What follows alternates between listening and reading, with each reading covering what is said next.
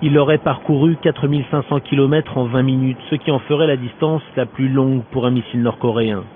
Ce tir, le 5e en 10 jours, est une nouvelle provocation pour Séoul et Tokyo. Il aurait survolé le territoire japonais avant de s'échouer dans l'océan Pacifique, entre 3 et 4000 km au large du Japon. Tokyo n'a pas tenté d'abattre le missile en vol, ce qui suggère qu'il ne menaçait manifestement pas directement l'archipel. Par mesure de sécurité, les autorités locales ont tout de même interrompu des liaisons ferroviaires et appelé des habitants à se mettre à l'abri. La Corée du Nord aurait lancé un missile balistique. Ce missile aurait survolé notre pays et serait tombé dans l'océan Pacifique. Il s'agit d'un acte de violence qui fait suite à des tirs répétés. Nous le condamnons fermement. La plupart des tirs nord-coréens retombent sur leur propre territoire. Celui-ci, réalisé dans des conditions jugées plus réalistes, inquiète.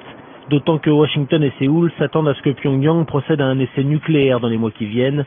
Ce serait le premier depuis 2017.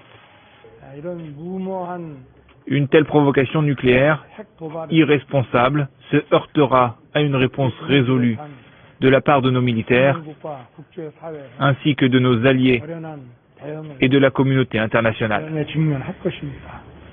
Les États-Unis estiment que le territoire américain de Guam, situé dans la région, n'a pas été menacé.